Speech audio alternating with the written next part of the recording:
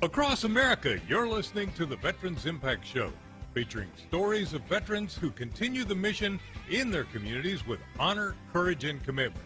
Brought to you by Fairway Independent Mortgage Corporation and the Texas Veterans Chamber of Commerce. Hey, welcome aboard. I'm Jim Blight, U.S. Navy veteran. Joining me, the one, the only, U.S. Marine helicopter pilot, Chuck Wright. Welcome aboard, Chuck. Hoorah, Jim. Thanks for blowing a little smoke up my skirt. It's always a lot of fun to start a Saturday morning with you. Absolutely. God, I love it. And we started this back in 2015. You and I did. Way back when. Way back when. And now we're going bigger and better. I know. It's exciting. We're going to be picking up new stations in South Texas and San Antonio. Well, let's not make promises until those deals are signed on the dotted line. We are going to grow. We are going to grow. And you came back and you kept talking about continue the mission, Charlie Mike. You mentioned that a second ago.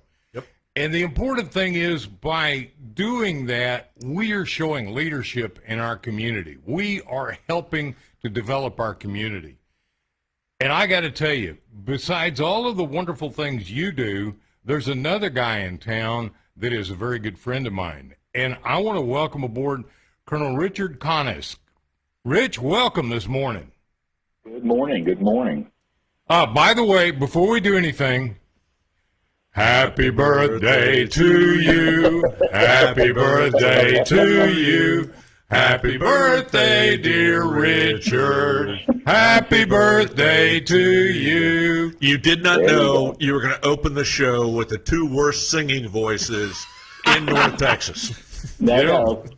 You heard me sing a cappella last year at my Art Community Salutes, and that was ugly early. So,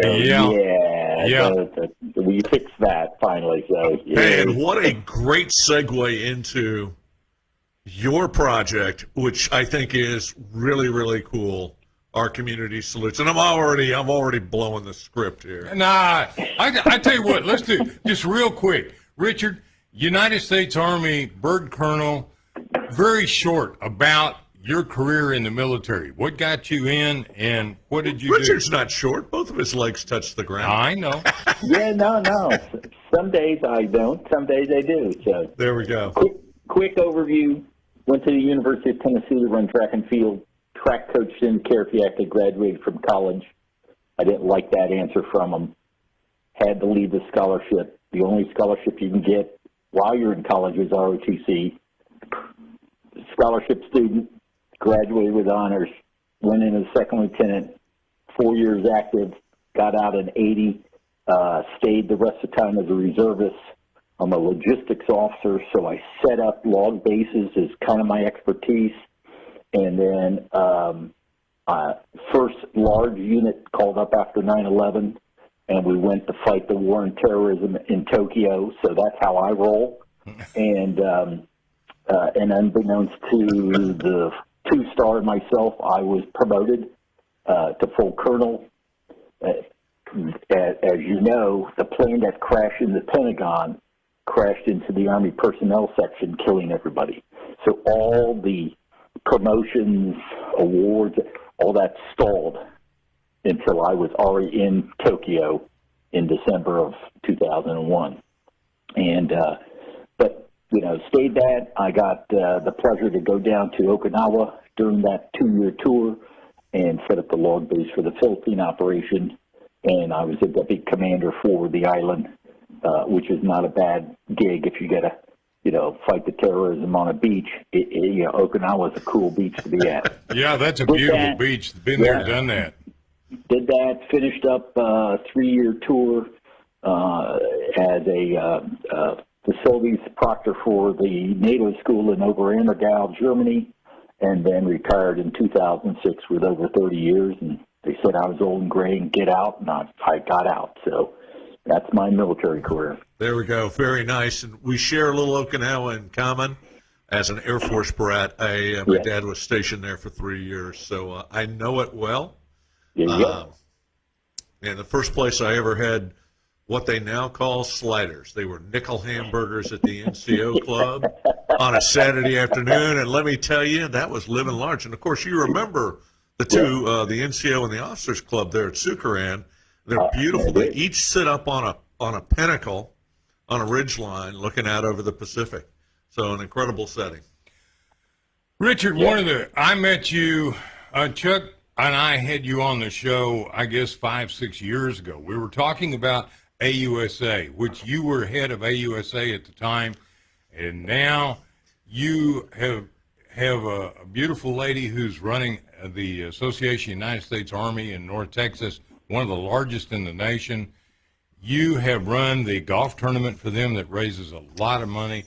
But the thing that I have so enjoyed being involved with is our community salutes. Tell everybody about how that came about and why you're so passionate and what you're doing with that. So our Community Salutes DFW chapter of the national organization started 2009, I think. Dr. Ken Hartman noticed, he is an educator, that the kids were not, the graduating seniors were being, applauded and thanked for those who are going to all the academies, West Point, Annapolis, and all that stuff, but nobody was saying thanks to any of the young men and women who were enlisting in the service. So he started it up, did an event in his local school district, and it has since grown into 50 chapters nationwide. We started our chapter in 2020 in the midst of COVID. We incorporated in October of 2020, had our first events in May of 2021. Our geographic space for most of our recruiting commands reaches to the Louisiana-Arkansas border, Midland, Odessa, down past Waco, and depending on the recruiting command, up to Oklahoma border or the state of Oklahoma. So lots of space, but in reality, we really support events around Dallas and Fort Worth with separate events in each city. So that's what we do. And go into a little more. What is it exactly that you do? Because there was an interesting stat that Jim gave me, and I want to talk about that too. So what Dr. Hartman has found out, and what we have now found out as a fact, is on a normal recruiting command. And for those in the Dallas-Fort Worth area, there's technically eight recruiting commands: Army, Navy, Air Force, Marines, Coast Guard, Texas National Guard, Texas Air Guard, and now Space Command. So there's 8 recruiting commands. Every one of those recruiting commands, their battalion or their organization in our area is the largest one of their services in the nation. So the Army Recruiting Battalion here puts in 4,800 kids every year across their thing. These are the young men and women that are enlisting in our military. Enlisting in the armed forces, that's right. The Coast Guard, even though it's a small organization, their mission for the year is 50 people. That's a lot of Coast Guard people. Yep. To come in. So, but no one was saying thanks to them. And what we have found out is that if you have 100 people that have signed a contract to enlist in any of the armed forces, on average, depending on the service, 10 to 20% of them don't get on the bus. That's the phrase we use. To get on the bus means you're going to go your basic course and start your military career. For a 17, 18, 19-year-old, that is a very scary proposition. It's most of them don't have anybody who has served in their family. They're not sure exactly what's going to happen to them, and they just, life takes over. And I kind of cut you off there because you were leading to, so we're losing 10, 20% of them. 10 to 20%. Those who have attended in our Community Salutes Thank You event, where we tell both that enlistee or the Marine Corps poolee that, hey, this is actually a good decision. Yeah. And their parents, this is actually an honorable trade and a craft that can be turned into a lifelong career. It's a good thing.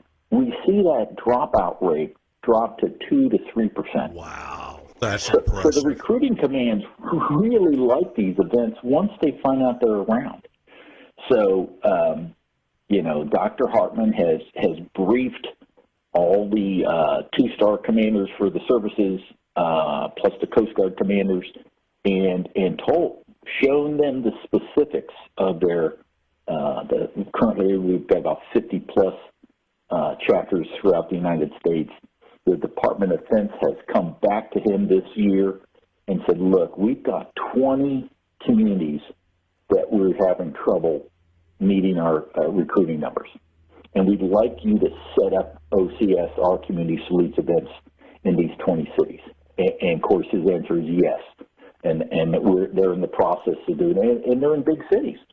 It could be a Detroit, it could be Oklahoma City, it could be, an LA. It's a variety of places that they need help, that once they get that enlistee or the poolee, they get on the bus and Rich, they go. I had lunch yesterday with retired Admiral Woody Beale.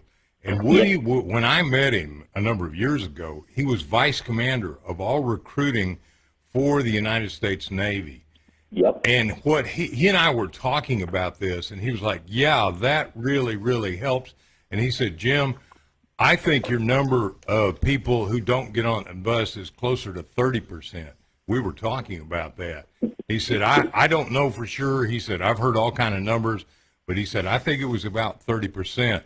Now, he went on to be vice commander of the 5th Fleet in Bahrain, and now he's retired and flying. But he was so supportive of what we were talking about because he was the guy that was vice commander of recruiting.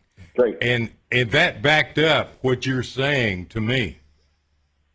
They, our biggest challenge being a new chapter is, one, no one knows, and two, getting the word out to those organizations, both the military-focused organizations, so at our events, several of our sponsors are the Association of United States Army and the North Texas Army Military Chapter, the Dallas Navy League, the Seidel Chapter of the Air Force Association, all the different groups, the Metroplex Marines, and all that stuff. So the different organizations, and we are reaching out to several other ones. So if you're on the air, you hear this thing, and you have a military-focused charity, we want you to come to our events at no charge, set up a table, tell people who you're there, because you help those family members connect back into the community, and you become that base to help explain to them what their young man or daughter are going to, see and feel once they go into the Marines, Coast Guard, Navy, Air Force, Army, Texas Guard, doesn't care. This is an all-inclusive organization, and every year we're going to get bigger. Well, one of the things when I met Dr. Hartman, he was talking about the fact that they had a big banquet for these guys and gals and honored them. We'd like to get there, but in order to get there, we've got to have more sponsors. So it's all about money. It's all about money. So if your business, if your company wants to support veterans and wants to support what wonderful things they do in our community, because when you start talking about what veterans do in leadership in our community, Chuck, it's amazing, correct? Absolutely. And so we want to support that. So you can go to, just go to our community salutes, and you're going to get there. So tell you what, let's do. Let's take a break for a minute and hear from our sponsors and partners. Chuck, thank you for being always a part of this and for the Texas Veterans Chamber of Commerce. I think that's a great organization. We'll talk about that a little bit later, but we're going to be back in a minute talking with Colonel Richard Kaniss about not only our community salutes, but a couple of other things that Chuck and I love, Reads Across America. So we're going to be right back. This is Jim Blythe and Chuck Wright, and we're here for you on the Veterans Impact Show.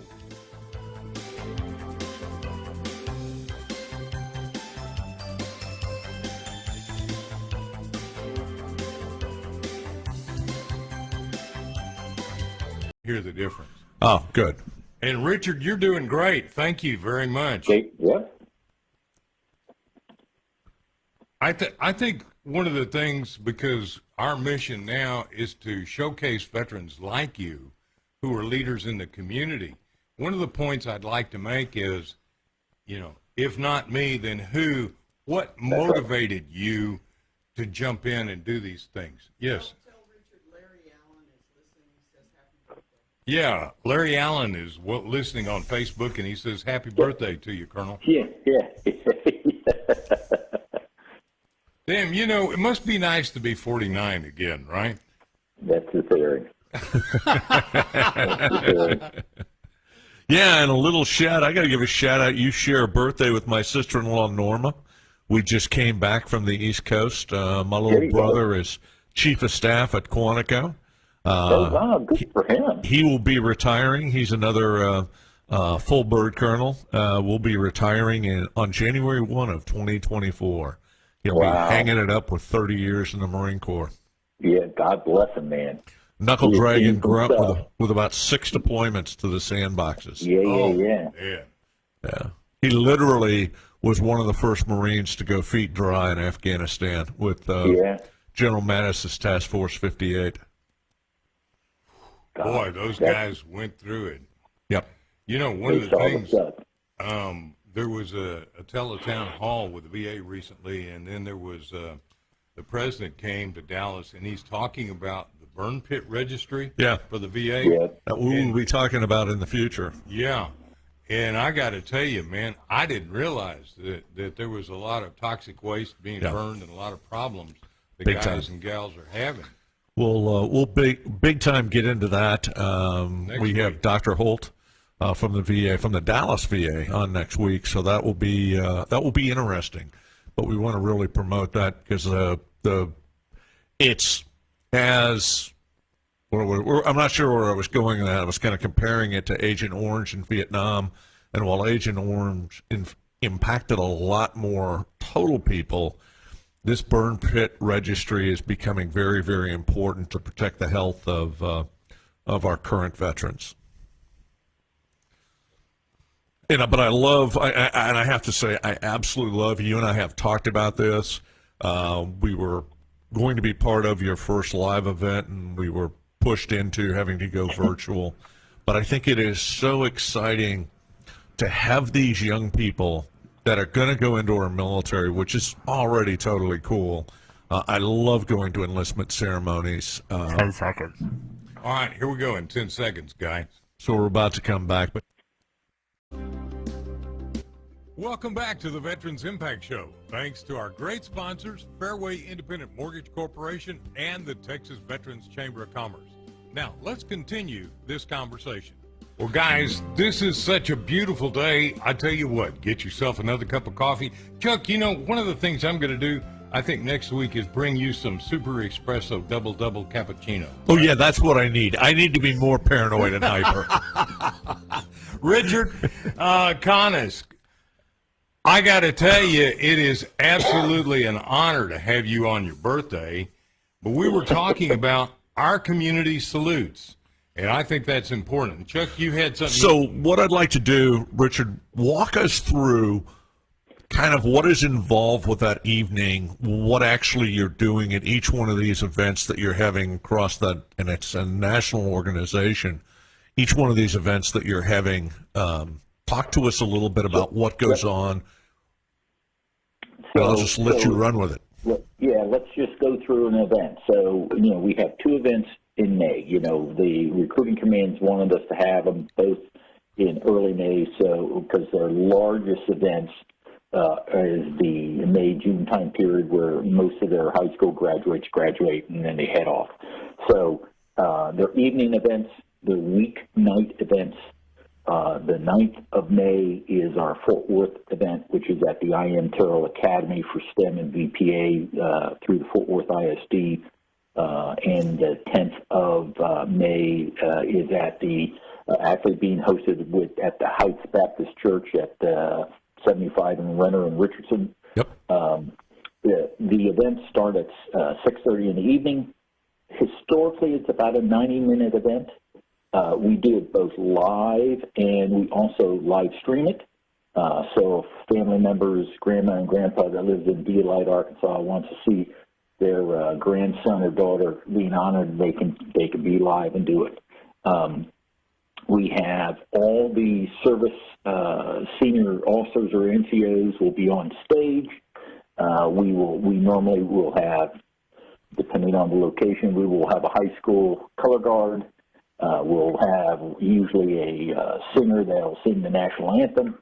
We will have introductions by myself, and then the Fort Worth mayor, she'll be there. The Richardson mayor, he'll be there. We'll probably have a proclamation issued by both. And then we talk a little bit about, we actually honor through a Colin Powell Award that high school counselor, teacher who has helped the military recruiters get in and allow them to tell their story that the military, it is a career. You know, so we honor, we have a Dallas Colin Powell awardee and a Fort Worth one. We'll honor them that night and give them that award. And then each of the recruiting commands will have their recruits, enlistees, or their pool leads stand up to be recognized. We show that onto the screen, and they talk a little bit about the challenges for recruiting for their services each year. We'll go through all 7 recruiters, and then we will have a oath of enlistment, usually by a senior officer that is in the area or has come in to support us. Just recently, in fact, 2 days ago, I asked General Funk, commander of TRADOC, who was here at Fort Worth. Okay, I'm going to have to stop you there. Yep. We've already had a few too many anagrams. You're going to have to explain what TRADOC is. So the Army command that's in charge of all training for the Army. Okay. Is a training command, Okay. TRADOC. TRADOC. And so they own the Army Cadet Command, and they own the Army Recruiting Command. What is the difference between the Cadet Command and the Recruiting Cadet Command is your JROTC, the high school ROTC program. Gotcha. The JROTC, the college level ROTC programs at the college level that I went through to become a second lieutenant. So they own that, plus they do all the training schools for the Army. You know, so you want to go to artillery school, the artillery school is owned by TRADOC. So that's the type of stuff. Okay. So he happened to be in town. You know me, ABC, always be closing. So I wandered over to his aide and said, hey, Okay, what's the schedule look? we've got 1 minute. Give us the dates again. 9 May, Fort Worth, 10 May, Dallas, which will be in Richardson. Okay. All right, and you can go to our community salutes. And Richard, when we come back, I want to make a point of what is the website for Dallas. And we want to put out a plea. Donate. Donate time, donate money, but donate to these young men and women. It's important. All right, we're going to be right back after these words from our great partners.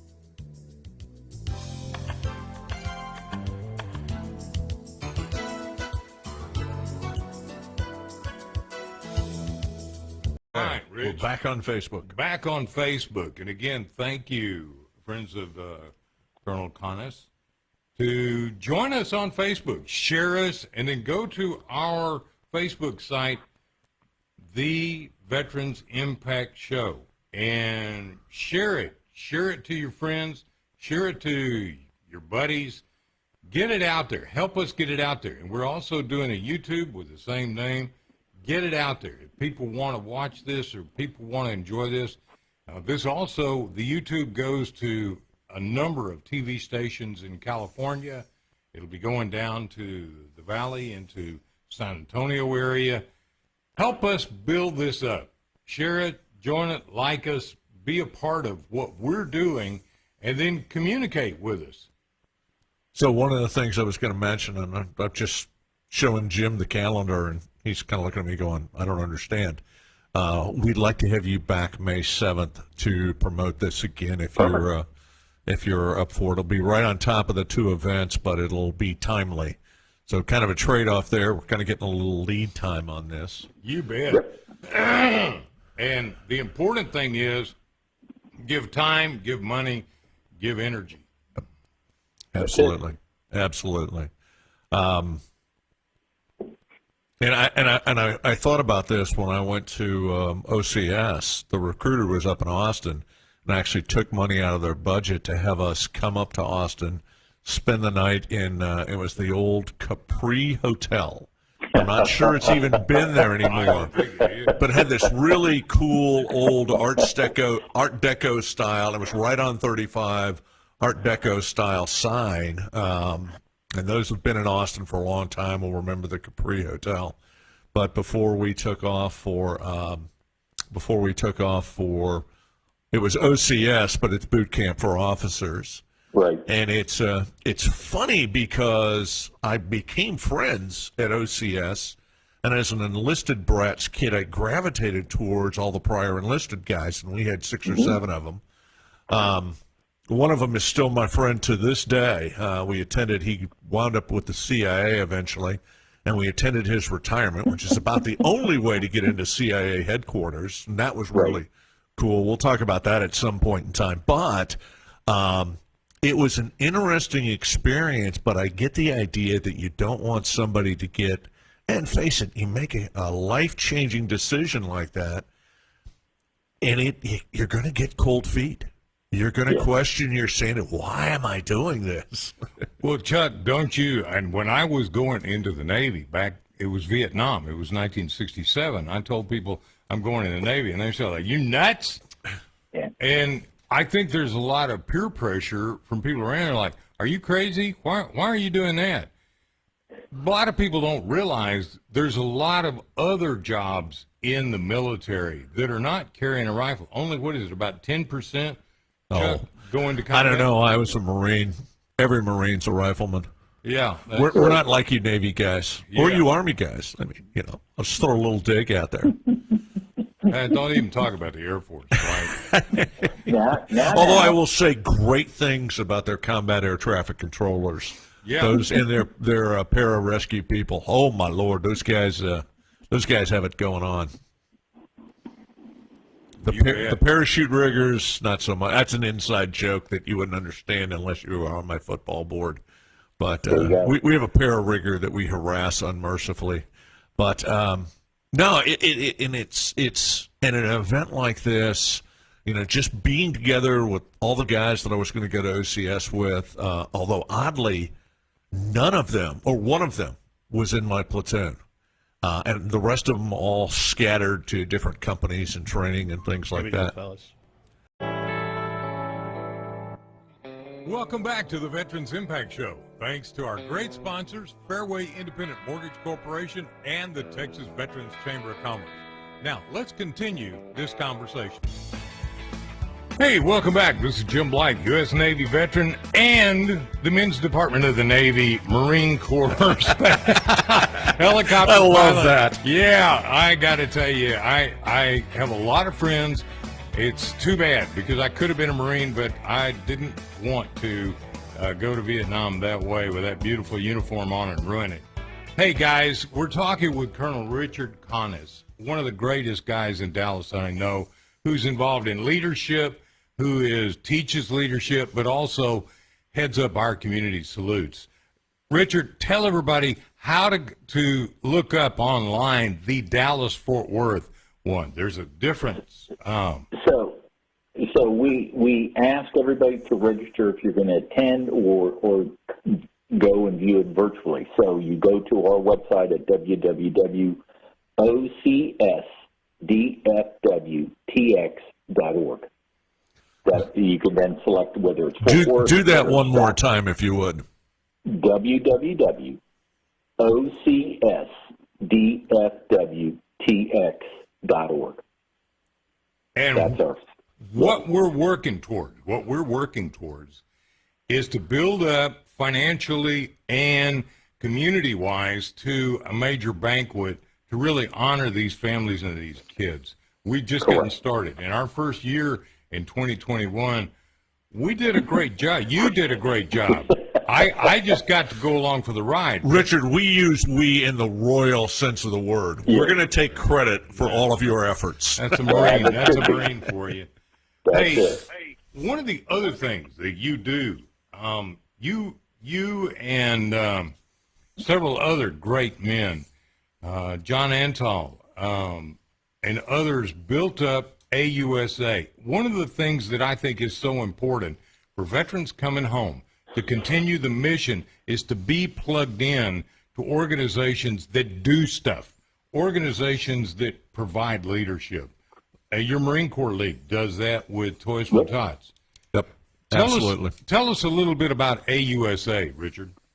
So the Association of the United States Army has multiple 120 some odd chapters worldwide. The North Texas Audie Murphy chapter is the chapter that owns this geographic space, and we happen to be physically the largest geographic space. We go from Louisiana, Arkansas to Midland, Odessa, and from I-20 up to Oklahoma border. So, but we focus on three specific things. We support wounded warriors in our area by having a golf tournament each year. This year's is the 3rd of October, and we raise money, and that money stays locally, and then we act like a foundation and support military-focused charities in the area that either do direct wounded warrior support, give scholarships to Army children, and we also help the Dallas Wreaths of Honor and supplying wreaths to the National Cemetery in Dallas-Fort Worth each year. So those are the three things we do for that. We teach leadership skills to the college-level ROTC cadets in our area.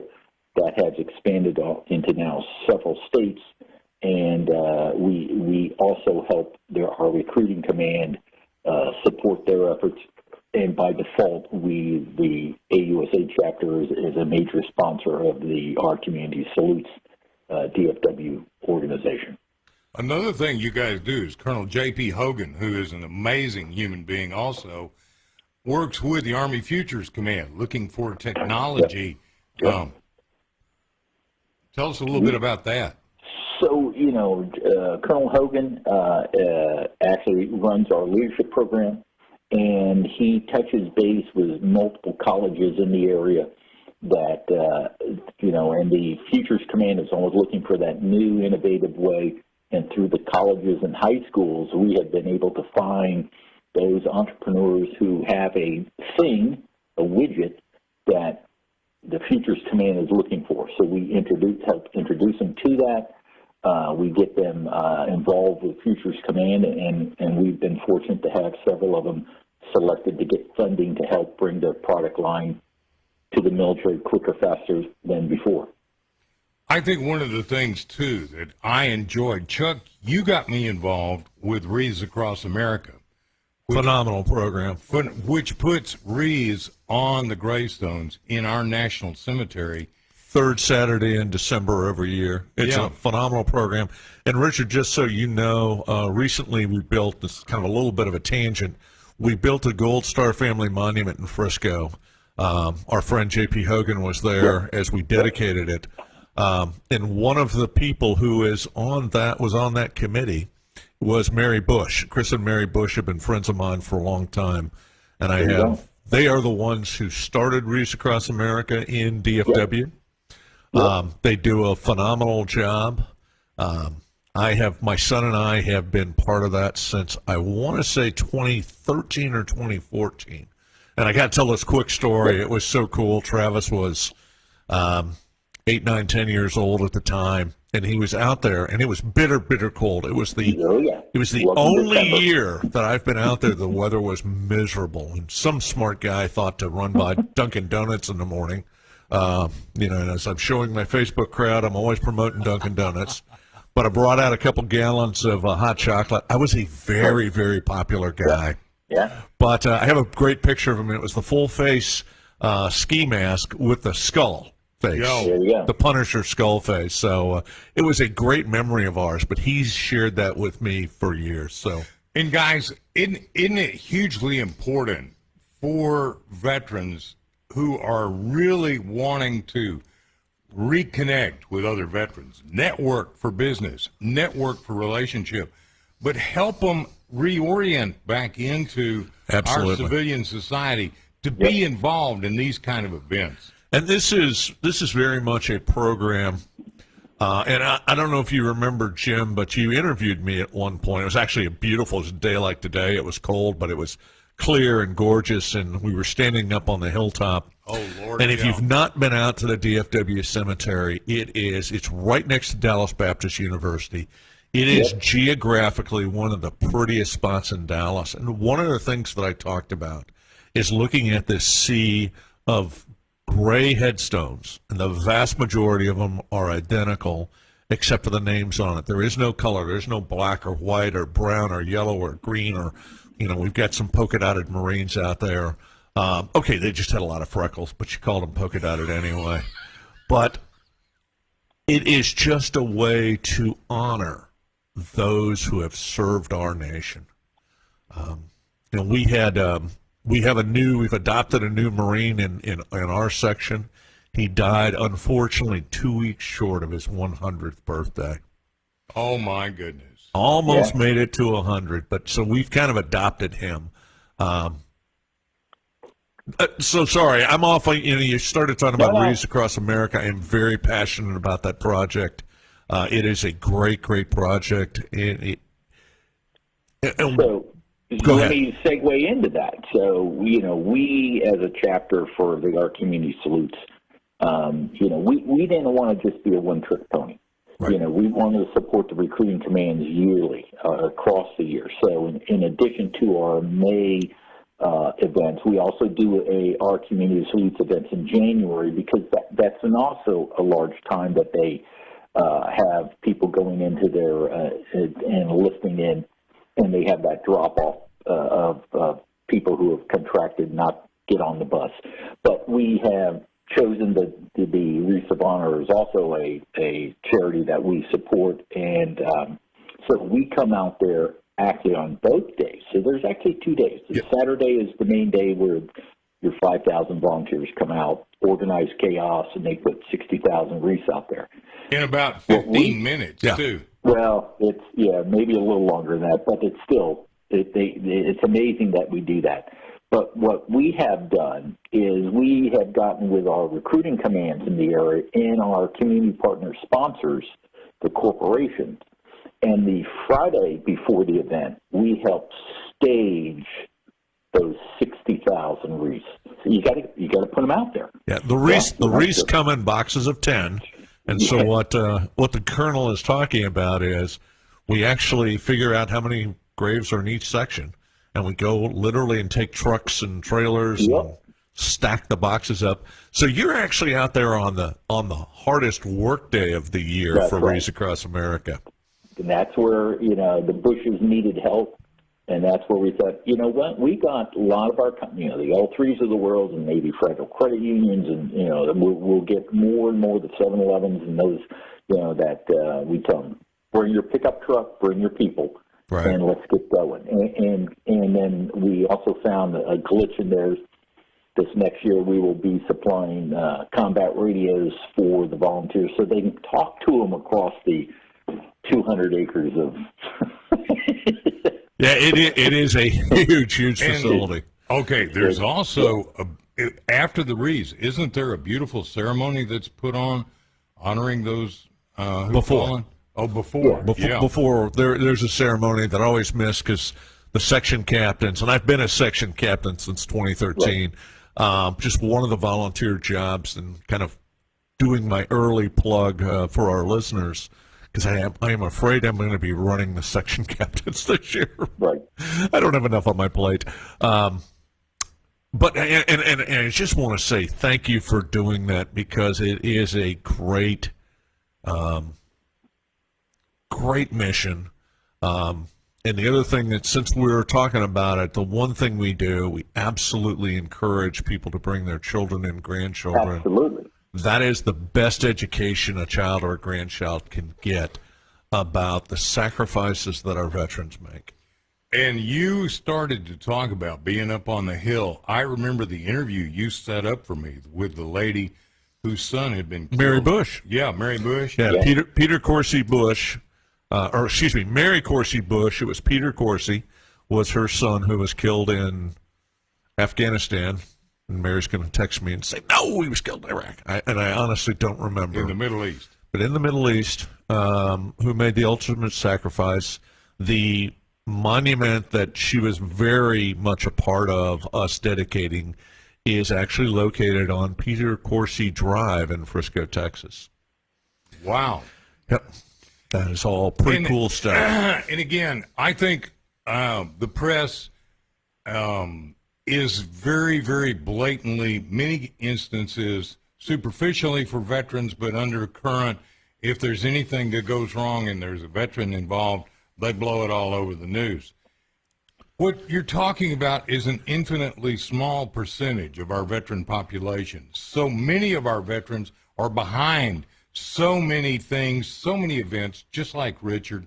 7-Eleven is run by a West Point graduate. Right. You've got Joe DePinto. You've got so many. Roger Staubach, U.S. Navy veteran. And not only great football, but let me tell you something. He's one of the most competitive businessmen that I have ever met and one of the finest guys I know.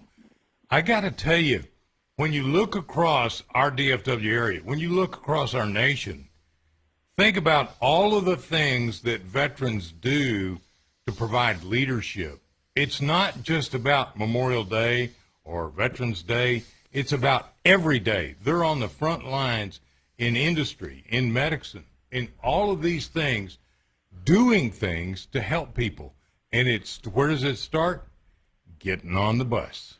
Absolutely. It starts with getting on the bus. And one of the things is we've kind of, in our own self-serving manner, talked about what the theme of the show is. Very much it's people like you, Richard, who have continued the mission. Charlie, Mike, continue the mission of leadership in the community, and you continue to make a difference. And we're really, not that the show is over. I kind of jumped into the ending of the show early, but we really appreciate what you do. I think also, and when I was a kid, we were faced with Vietnam. But what I did not know about, for instance, being able to go, I could have gone to the University of Texas or any number and been in Naval ROTC because I always wanted to be in the Navy. I got to tell you, there's so much out there to start off a career of a young person and pay for their education that it's amazing. Yep. What you don't know will hurt you. What you do know can propel you forward. So this is Jim Blythe, Chuck Wright. We're talking with Colonel Richard Kaniss, an incredible two guys that I know that lead the way in terms of charity involvement. We'll be right back after these words from all of our partners. This is the Veterans Impact Show.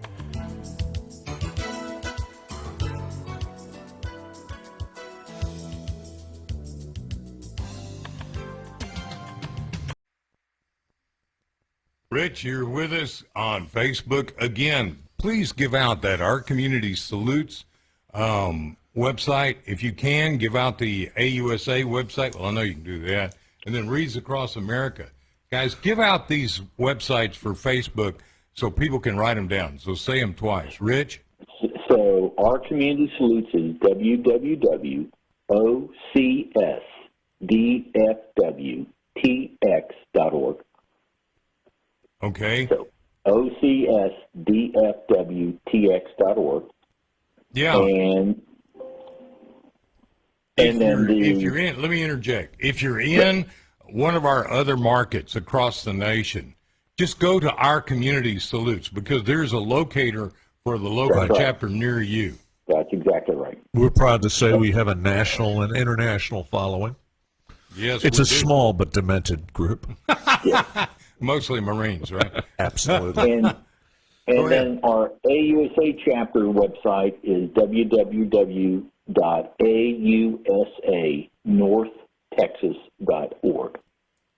Do that one more time. AUSAnorthtexas.org. Now, just because it's the Association of the United States Army, you take sailors like me. I'm a member. So our chapter president, Dr. Patty McCoy, is a retired Air Force captain. So go figure. Interesting. Once again, people look at what you do and they think, I like what you guys are doing versus maybe somebody else. And then So I'll throw out yeah. we've got a real simple website for the DFW Wreaths Across America program. It's dfwwreaths.com. It's the same website address as it is Facebook address. So join us, like us. And one of the other things I was going to mention is Veteran Impact TV is out there on Facebook as well. Veterans Impact Show. And Veteran TV. Impact Show. I'm sorry, I know. keep doing that. We're gonna resurrect that and get that going now. I think we're gonna do that. But that's our next project. Let's get this one up and running. And so, yeah, absolutely. Hit us with a like on both of those. Follow us, whatever it is that we need to do. And I think the other thing is I'm on the board of Navy League. I think Navy League is obviously important, but we take in other members. Our current president right now is an attorney from Waco who is a wonderful guy, David Alford. You're big in the Marine Corps. We've got a chapter, and there's several Marine Corps League chapters around the DFW area. My friend Patrick Murray has created a Tarrant County chapter that I think meets in Arlington. We're going to get more information about that. We have the Collin County Marine Corps League. We have the Denton County Marine Corps League. And I just had a conversation. I had lunch this last week with the director of the Young Marines program, which is a program. So not all the schools have ROTC programs. Right. And for a long time, well, Frisco still doesn't. And it's embarrassing as all get out. And they flat refuse to start one. Yes, I'm throwing Frisco ISD under the bus because I was never been happy with that. But we finally created a Sea Cadet program, which Jim is involved with over in Fort Worth. Oh, man, let me tell you something. 10 seconds. Okay, 10 seconds. We're going to be back on the... Welcome back to the Veterans Impact Show. Thanks to our great sponsors, Fairway Independent Mortgage Corporation and the Texas Veterans Chamber of Commerce. Now, let's continue this conversation. Boy, what a great day. We're about to bring this program back into the dock. I'm Jim Blythe, U.S. Navy veteran. Joining me, Chuck Wright, Marine Corps helicopter pilot. Absolutely brilliant, involved in so many wonderful things. And Colonel Richard Kaniss, one of the most amazing men I've ever met. We've been talking about a lot of amazing people who are veterans, who are continuing the mission in their community to build our community. Rich, I think it's incredible. All of these things that we're doing help veterans to integrate into the community, but also so many veterans go into companies and they become leaders because they've learned leadership skills. Yep. They show up on time, they do the job, they don't bitch, and people like that. So if I can quote veterans. Admiral McCraven, who used to run our Special Operations Command, was the chancellor down at the University of Texas for a while, but at one of the commencement speeches he gave, he had real simple advice. Which goes right to what you just said. Yeah. Make your bed every morning. And it sounds so simple, and but it is at the very core. Not that I make my bed, I refuse to do that still, but it is at the very core of the type of leadership. And it's one of the things that when we first started our show years ago, it's one of the things that we were really focused on was getting employers to look at veterans differently. And one of the things that they would always say is, well, if I hire this veteran, I've got to train him in this, that, and the other thing, or whatever the job was going to entail. And I was like, you're missing the point. You're absolutely missing the point. You are hiring somebody. You are hiring a 21-year-old who is in command of a multi-million-dollar tank and its crew. He's the guy, it's not going to take him long to figure out what's going on, but he's the guy who's not coming to you every 10 minutes to be told what he needs to do. He's going to figure it out, and he's going to make that happen. And he's going to see how to grow and evolve his position. Chuck, what is the thing that innovate? That is the motto. You hit me quick, but We are specialists in Improvise, adapt, and overcome. Yeah, improvise, adapt, and overcome. That's what we're taught, starting with boot camp. Yep. Improvise, adapt, and overcome. I think that's important for people to know about what veterans can do in the community, whether it's Dallas-Fort Worth, whether it's Virginia, whether it's Phoenix, whether it's Chicago, wherever across the nation. Many veterans can lead. There are also veterans who have been hurt, just like any other person in the community. And we reach out and we help them and lift them up. Those who have Richard, really... as I was saying on Facebook, this is where you have been a true example of that leadership with the work that you continue to do. You are creating a living example of what our veterans can do. Now, granted, yours was after a 30-year career.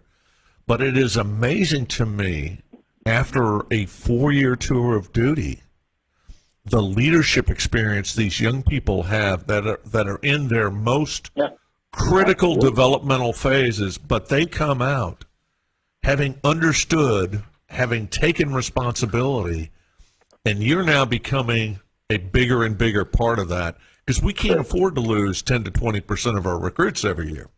Yep. Well, it becomes, within the Army, we have a program called Soldier for Life. And that's what I am. I mean, I'm always an Army soldier, period. Well, when you take the oath and you raise your right hand, there's no termination on it. That's Well, right. guys, I'd like to stop for a second and again say thank you, but I'd like to say a closing prayer because we're about to the top of the hour. So, dear Lord God, we thank you for our active duty and that you are protecting them and watching over them. And we thank you, God, for our veterans and we're watching over them and guiding them to be leaders in our community. We also, Lord, ask you to bless and watch over what's going on in the Ukraine and what's going on in other places in the world where the forces of evil are being crazy. So, God, thank you for so very much. We pray. Thank you, God. Amen. Amen. Hey, thank you for being on board, Colonel Kaniss. I'm having a hard time today, boys. Here, let me pass you my coffee. I need some coffee. Join us, share, and say thank you for being a veteran in our community. Have a great day. We'll see you next week.